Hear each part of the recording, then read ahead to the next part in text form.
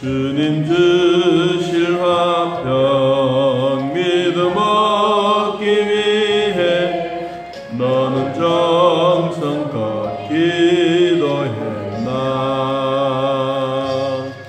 주의 제단 앞에 모두 바치기 전 복을 받을 줄 생각 마라. 주의 제단에 산제사 드린 후에 주 내 맘을 조장하니 주의 뜻을 따라 그와 동행하며 영생 복락을 누리겠네. 주의 밝은 빛에 항상 활동하며 선한 사업을 힘쓰겠나. 자유 얻으려면 주의 뜻을 따라 너의 모든 것 희생하라. 주의 제단에 산제사 드린 후에 주 내 맘을 조장하니 주의 뜻을 따라 그와 동행하며 영생 복락을 누리겠네. 주의 제단 앞에 모두 바친 후에 주와 온전히 사귀겠네. 주님 주신 기쁨 또한 그의 사랑 얻지 말로다 영영하라. 주의 제단에 산제사 드린 후에 주 내 맘을 조장하네. 그의 뜻을 따라 그와 동행하면 영생 복락을 누리게. 3절 주의 제단 앞에 주의 제단 앞에 모두 바친 후에 주와 온전히 사귀겠네.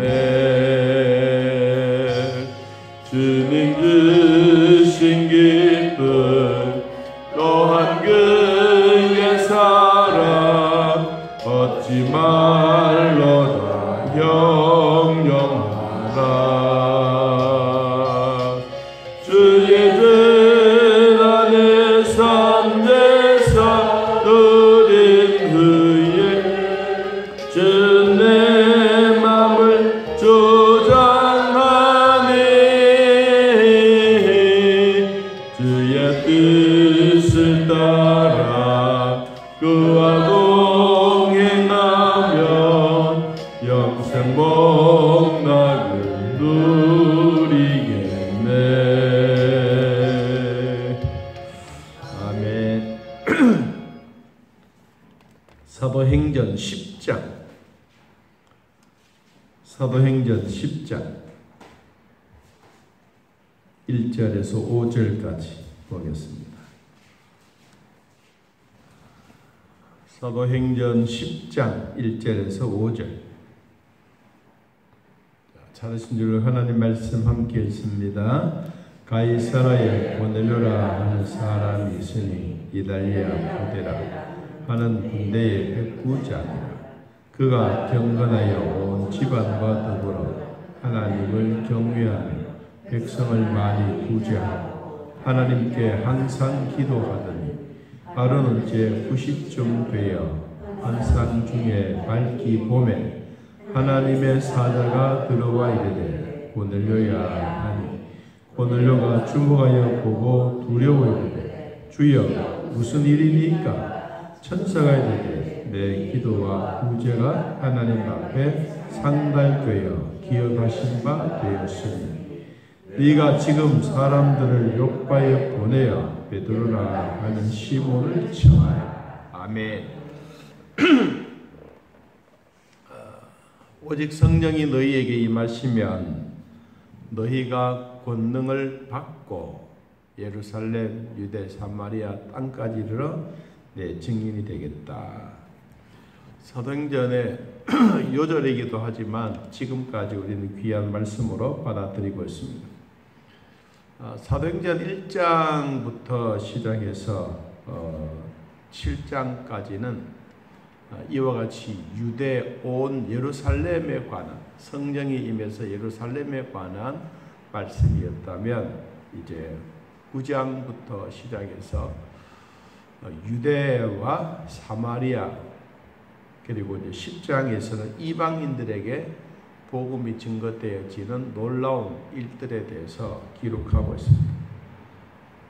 이 2장의 사도행전 2장에는 오순절날 성령이 임재, 하나님이 이 땅에 오심에 대한, 하나님의 영이 이 땅에 오심에 대한 이야기를 하면서 교회가 탄생되어지고 교회가 새롭게 구원의 역사가 일어나는데 매 주일마다 구원의 역사만이 아니라 날마다 구원의 역사가 일어나서 구원의 역사가 아주 놀라운 변화와 역사를 가져다 주었습니다. 3장에 들어와서 이제 나면서부터 40여 살이 된 40평생 혼자 걸어보지 못했던 안진뱅이를 나사렛 예수 그리스도 이름으로 걷게 하고 그 사람으로 말미암아 예루살렘 교회에는 새로운 기적의 역사가 일어나게 된 것입니다. 놀라운 일들이 일어나는데 그 기적의 역사가 지금까지도 이루어지고 있습니다. 병자를 고치는 것도 한꺼번에 확 다 고쳐준 게 아니고 어느 시대적이만 고친 게 아니고 하나님의 역사는 늘 어제도 역사, 오늘도 역사, 앞으로도 역사. 그 역사의 성령의 권능은 동일한 능력을 가지신 하나님이다라는 것을 말하고 있습니다.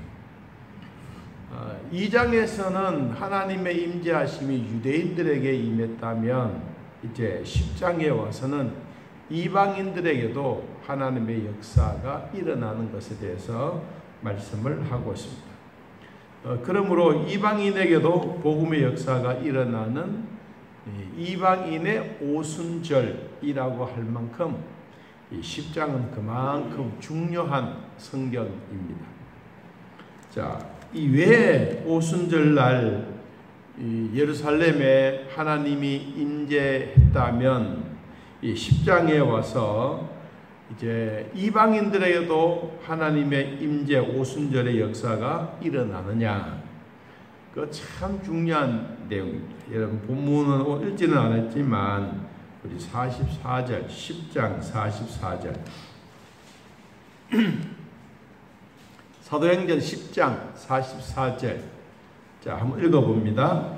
베드로가 이 말을 할 때에 성령이 말씀 듣는 모든 사람에게 내려오시니 하나님의 영이 이방인들에게 하나님의 영이 임재하는 이방인들에게도 오순절날과 같이 하나님의 영이 임재하신 날이 이르렀다. 그 놀라운 사역에 대한 이야기를 이제 10장에서 하고 있습니다. 자, 10장에 또 누가 나오느냐 하면 고넬료라고 하는 사람이 등장하고 있습니다. 고넬료는 어떤 사람이냐 하니까 이달리아 부대라 하는 군대의 백부장이다. 부대. 이 이달리아에 우리로 말하면 보병 한 600여 명이 있는 그 가운데 지휘자, 백부장, 100명의 군사를 거느릴 수 있는 백부장의 이름이 고넬료입니다. 고넬료. 자, 이방인이지만 그는 하나님을 경외한 일에 최선을 다했습니다. 그래서 그를 소개하기를 이렇게 소개했습니다. 이 고넬료가 얼마나 경건했는지 경건의 삶에 대한 이야기를 하는데, 그는 유대인이 아니에요. 이방인이고 그는 군인이고, 그리고 자기가 규칙적인 생활을 하면서도 우리 몸에 예배나 기도나 구제가 습관화된, 아주 몸에 익숙해진 그 사람이 누구냐 하면 고넬료예요. 여러분, 우리 예배도 오늘 막 비가 막 짱때같이 내렸지 않습니까? 어제는 이거보다 더 많이 왔어요. 막 진짜 저 호성처럼 막 비가 확 왔을 때 교회에 와서 또 뭐 비가 또 엉뚱한데 막 비가 새지 않나 싶어서 막 와보니까 문이 하나 열렸는데 막 비가 막 쏜살같이 막 들어오는 거예요. 어제 비는 진짜 많아요. 지금 비는 아무것도 아니에요. 자, 우리가 이와 같이 비를 내리거나 우리가 어떤 일이 생겨졌을 때 교회에 대한 사랑하는 마음들이 있으면 와보게 되는 거예요. 그럼 고넬료는 이방인이지만 그의 마음속에 하나님에 대한 그 뜨거운 열정을 가지고 있는 거예요. 자, 그는 어떤 열정을 가지고 있었느냐 하면, 자, 2절, 고넬료가 하나님 앞에 경건한 삶에 대한 세 가지. 자, 2절, 그가 어떤 사람? 경건하여 온 집안과 더불어 하나님을 경외하며. 자, 자기만이 아니요. 자기만 열심히 있고, 자기만이 구제하고, 자기만이 예배에 동참하고, 자기만이 최고로 생각하는 것이 아니라 뭐라 그랬어요? 온 집안, 가장으로서의 그 삶에 대한 믿음이에요. 이 자기는 열심히 믿는데 자식들이 안 믿을 수도 있잖아요. 자기 신앙생활을 정말로 뜨겁게 하는데 아내가 또 안 할 수도 있잖아요. 여러분, 대부분 보면 여자분, 아내 되신 분들이 신앙생활 하면 남자는요 언제든지 딸려와요. 언제든지. 그 언제 오느냐, 그게 이제 중요한 거예요. 반드시 와요. 오긴 오는데 그 날짜를 몰라서 그렇지. 근데 남자가 신앙생활 열심히 하면 아내를 데리고 못 와요, 교회에. 그게 참 이상해요. 여자분들은 어떤지 남자를 어떤 모양으로 데리고 오시는데 이 남자분은 그게 안 되는 거예요. 자, 그런데 고넬료는 뭐예요? 고넬료는 남자예요. 남자의 가장으로서 그는 경건한 삶을 살았는데 온 집안 모두가 다 정말로 예수 안에서 하나님을 경외하는 축복이에요. 이 경건의 모습. 자, 두 번째, 백성을 많이 구제하고. 이 구제한다고 하는 것이 아까도 이야기했지만 여러분 한꺼번에 확 기분 좋아서 하는 게 아니에요. 구제는 진짜 오른손을 하면 왼손이 모르게 하는 구제예요. 이 구제는 막 누가 하자 막 강압적으로 하는 것도 아니에요. 이 구제는 습관화, 자기도 모르는 사이에 돕고 싶어하는 마음이 생겨요. 여러분, 우리가 헌금 드려도 그렇지 않습니까? 헌금 드리고 난 다음에 기분이 좋아. 그럼 하나님이 받으셨다는 증거예요. 근데 헌금을 드렸는데 마음이 찝찝해. 그러면 내가 내 마음은 다 드렸는데 왜 하나님 안 받으셨을까? 이런 마음이 있는 거예요. 여러분, 구제하는 것도 마찬가지예요. 구제도 내가 해놓고 오른손이 했지만 왼손이 모르게 하면 내 마음은 즐거워. 내 마음만 즐거운 것이 아니라 하나님 또 즐겁게 생각해. 그리고 받는 사람도 즐겁게 생각해.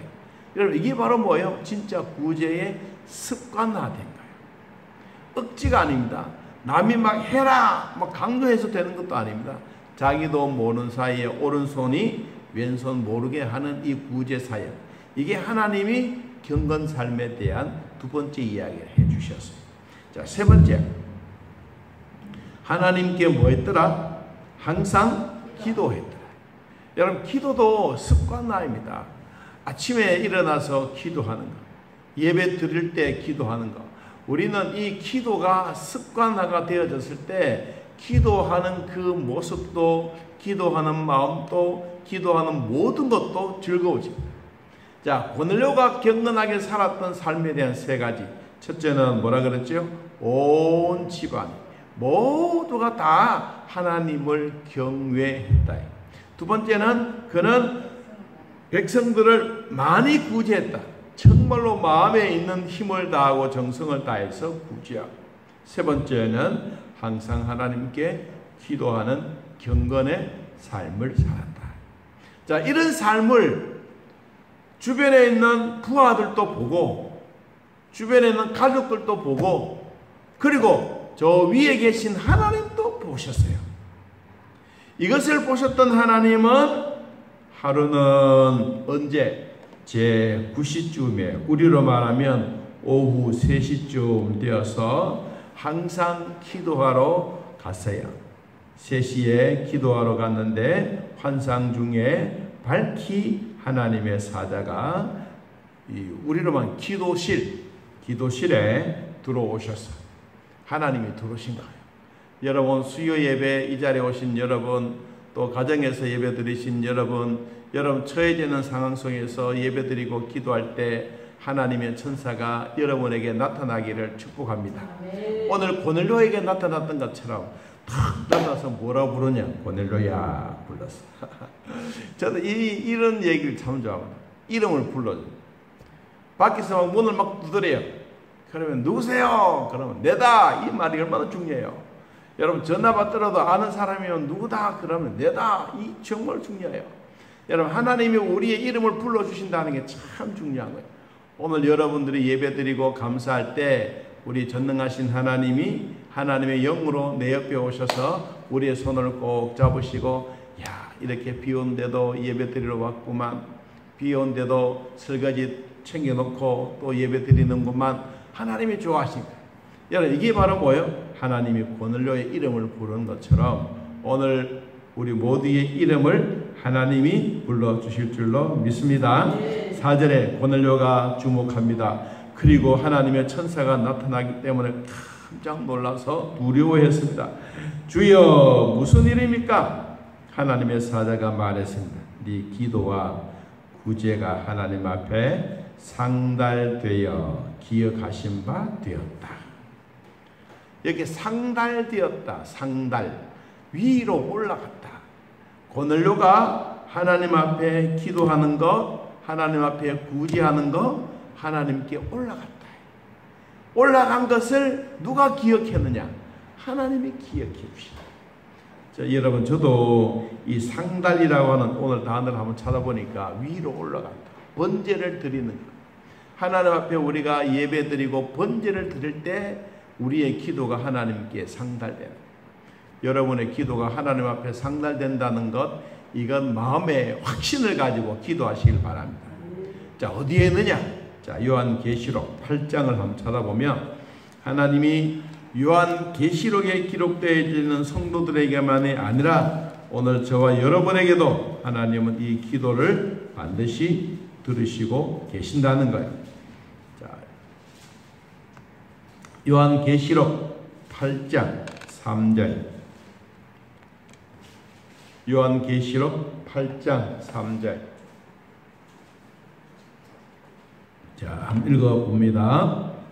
또 다른 천사가 와서 제단 곁에 서서 금 향로를 가지고 많은 향을 받았으니 이는 모든 성도의 기도와 합하여 보좌 앞 금 제단에 드리고자 함이라.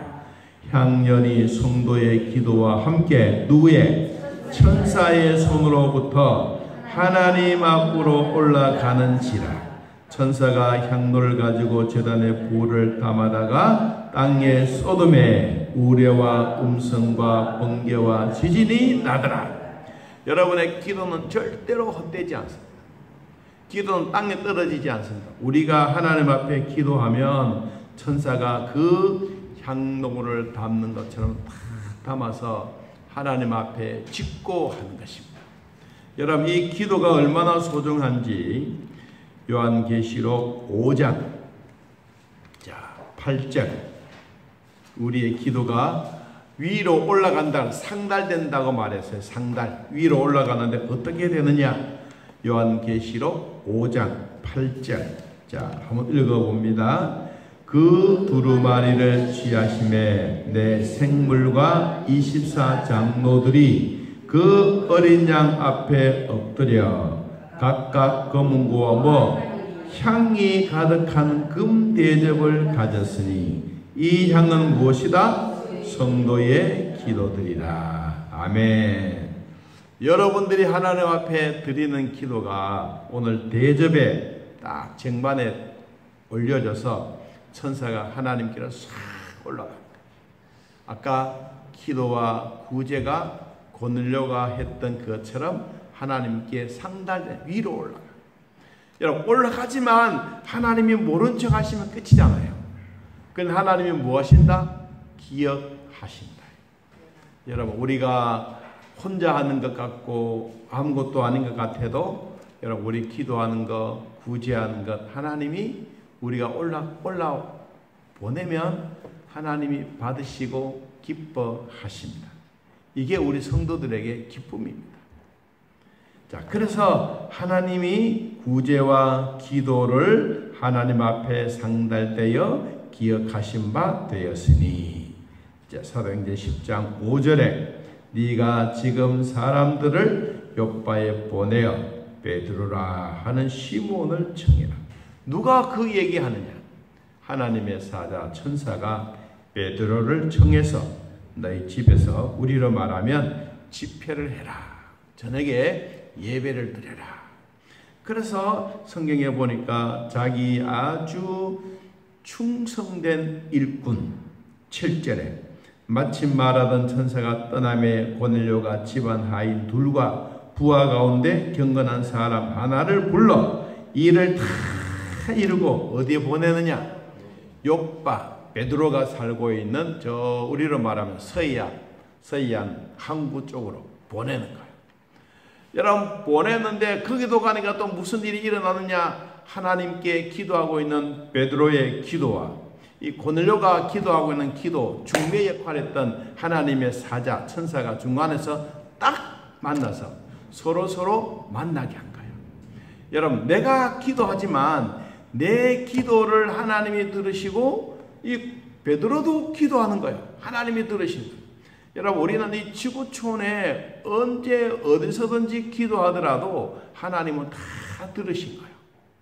이 기도를 들으시고 내가 지금 미국에 있는 누구에게 기도한다. 하나님은 그 기도 소리를 들으시는 거예요. 여러분의 자녀들이 외국에 가 있든지 우리의 믿음의 식구들 선교사가 어디에 가 있든지 우리가 기도하면 오늘 고넬료의 기도처럼 베드로의 기도처럼 하나님이 그 대접에 올라갔던 기도가 하나님께 상달되어 이 중매 역할을 누가 하느냐? 하나님이 다 하고 계십니다. 자, 얼마나 하나님이 세밀하신지 모릅니다. 그래서 이 베드로를 부릅니다. 베드로를 불러서 이제 저녁에 모입니다. 자, 22절 한번 봅니다. 그들이 대답하되 백부장 고넬료는 의인이요 하나님을 경외하는 사람이라. 유대 온 족속이 칭찬하더니 그가 거룩한 천사의 지시를 받아 당신을 그 집으로 청하여 말을 들으러 하느니라 한데, 여기 말이라고 하는 것은 베드로의 입에서 나온 말이 아니라 베드로의 입에서 나오는 하나님의 말씀을 듣고 싶어 한다. 이 말씀을 듣고 싶어서 다 자기 집안 식구들을 불러 모아놨어요. 자, 24절. 이튿날 가이사랴에 들어가니 고넬료가 그의 친척과 가까운 친구들을 다 모아 뭐했더라? 기다리고 있더라. 누구 오기를 기다립니까? 선생님 오기를. 이 선생님 누굽니까? 베드로. 우리로 말하면 베드로 목사님을 기다리고 있는 거예요. 가족들 다 불러 모아놓고 어떤 사람들을 불러 모았느냐 하면 23절 그 중간에 보니까 이튿날 일어나 그들과 함께 갈새 욥바에서 온 어떤 형제들도 함께 가니라. 온 집안 식구들을 다 불러 모아놨어. 그리고 27절에 보니까 여러 사람이 모인 것을 보고 많은 사람이 고넬료의 집에 모아놨어. 다 불러 모아놓고 이제 나를 왜 불렀느냐라고 이야기를 합니다. 그러니까 하나님이 천사를 통해서 당신을 부르고 하나님의 말씀을 들으라고 해서 우리가 하나님의 말씀을 거역할 수 없어서 즉시 순종하여 이렇게 해서 베드로 목사님을 불렀습니다. 이제 그게 이제 서로가 이해가 되는 거예요. 아, 내가 기도할 때 이방인들에게도 역사가 있었던 것처럼 하나님의 역사는 이렇게 일어나는구나. 그것을 이제 깨닫게 된 거예요.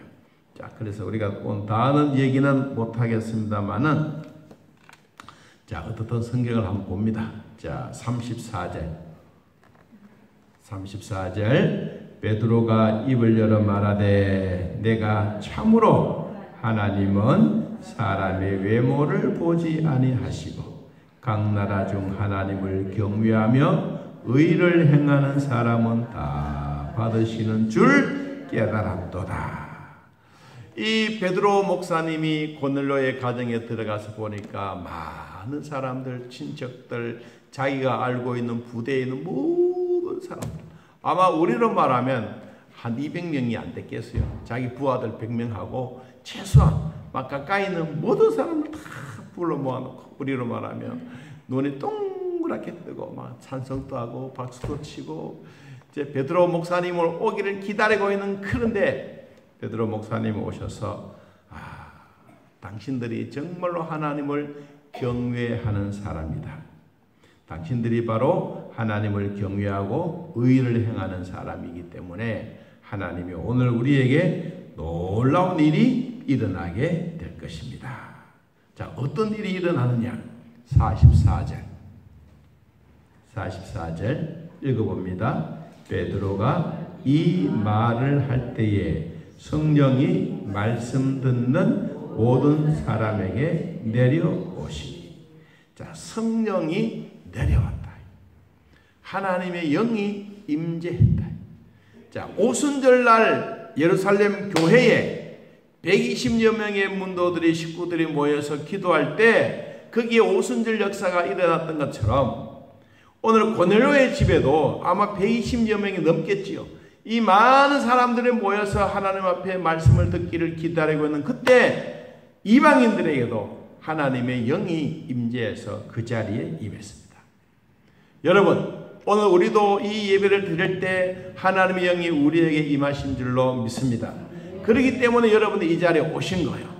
자, 고넬료의 가정처럼 친척들, 가족들, 형제들, 부모들 다 불러 모아놓고 하나님의 말씀을 듣고 싶어하는 이 마음속에 있는 간절함이 오늘 우리들에게도 뜨거운 열정으로 보여지기를 축복합니다. 자, 보세요. 성령이 임했어요. 45절에 베드로와 함께 온 할례 받은 신자들이 이방인에게도 성령 부어주심으로 말미암아 뭐 했더라? 놀랐더라. 아니, 유대인들에게만 하나님의 영이 임한 줄 알았는데 어떻게 이방인들에게도 성령을 부어주실까? 놀랐습니다. 더 놀란 일이 있습니다. 46절.